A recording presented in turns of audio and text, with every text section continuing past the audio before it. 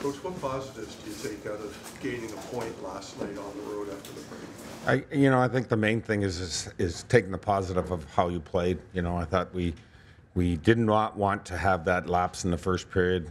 Though, the way they play sometimes makes it look a little safe, the game going on a little safe. Somebody said to me today they thought the first period was pretty boring. But from our standpoint, we wanted to make sure that we were not giving up blatant errors, that we had an effort for 60 minutes. Our shots were more, but more than anything, our chances were more than double theirs. And, we weren't able to score those goals that we needed to at the right time. So you have to take solace in that and say, okay, it's moving in the right direction. You have to stay on course. You can't not be a disbeliever. You have to be a believer. That's what I was going to ask you. You're selling a message, but the longer you go struggling to score goals, how hard is it to get that message across?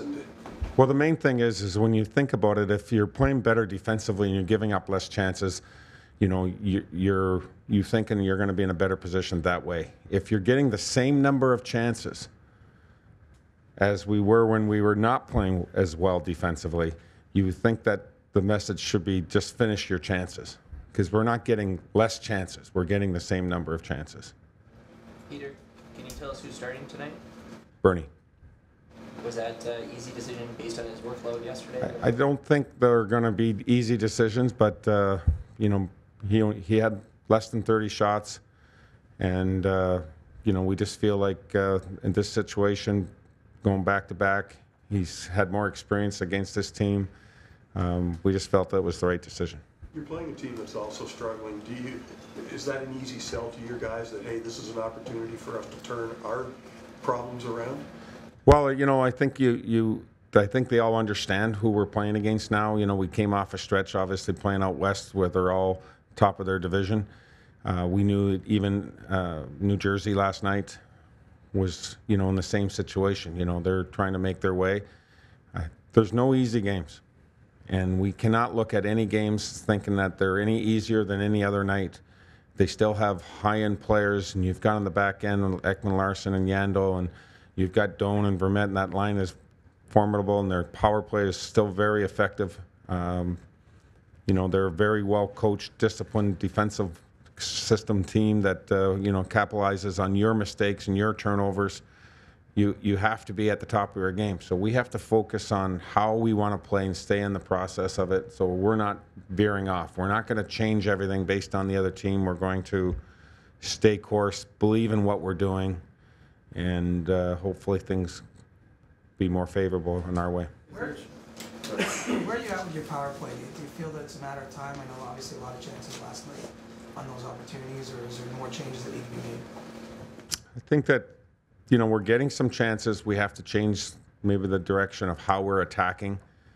I mentioned a little bit last night that I think some of the areas where we're attacking from, we have to kind of maybe change a couple position of a couple people and be a little less predictable and spend more time with maybe the shots down the middle. We're going to have to get more traffic and more shots rather than, coming from the same place. We're getting chances, but we want to keep teams off guard, and it's still momentum boosting, but we need it to score. We have had it score, and we've had a couple goals that have been effective for us, even though we didn't win games with Nazi shooting on the half wall and Clarkson in front of the net. Those have been the last two goals, both of them. But we need it to be continuing in big games like this. When we need it to come up big for us. How hard is it to keep things positive and just keep the guys from getting tense as they lost Bill? Well, that's part of it. We're in this situation. We have to face it and accept the challenge as coaches and as players. We're not going to feel sorry for ourselves or make excuses for ourselves. We're going to stand up and face the challenge and explain that to the players. I think they're proud too. They have to be proud and say, listen, we have to play with that kind of purpose and attitude, and that resolve comes in, and then you kind of get your back up and say that we're going to do something here together. Morgan Riley just starting to scratch the surface of his offensive capabilities, do you think, Peter? I think that he's very capable in most situations to create it. He gets up ice, he can get down. He created a great chance there where he stepped up and intercepted that pass in the neutral zone. His skating ability, his game and what he creates a lot of times comes based on his decision making, what he does next with the puck. And he's starting to get areas of where he is in trouble and where he has freedom to go and freedom to create. And I think one of the areas he has to continue to do is get pucks through. He sometimes waits and he's looking for the perfect play, and sometimes he just has to get that puck through. He has a good shot. He's very mobile.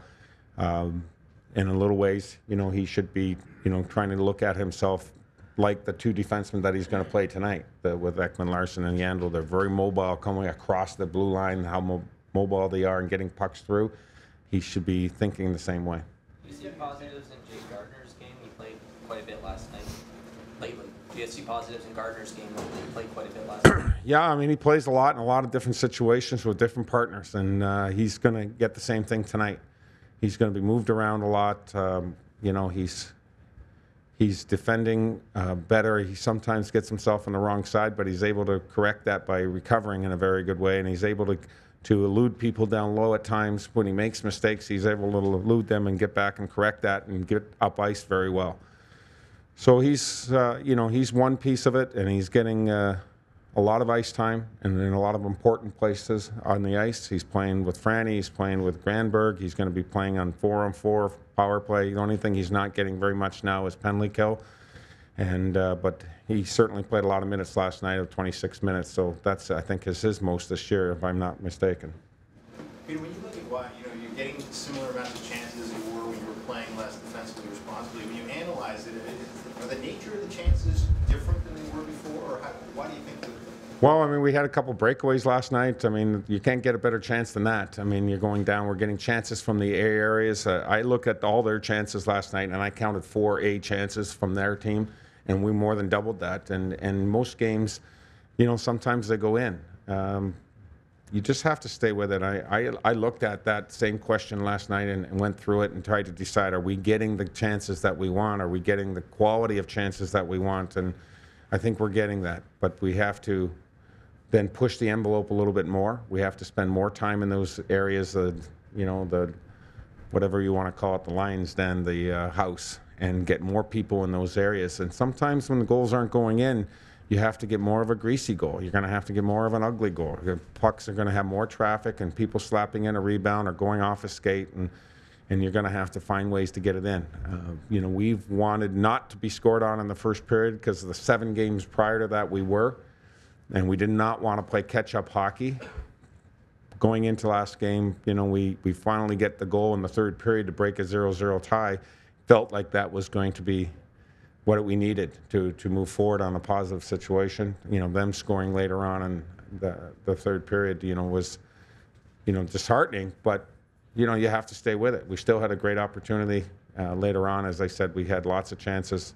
When you get to the shootout, anything can happen. I don't look at shootouts as being losses.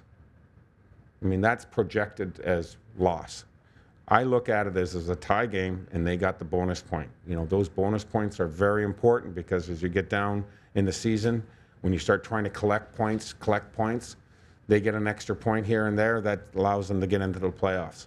And, the shootouts should be providing you up to 10 points at least a year.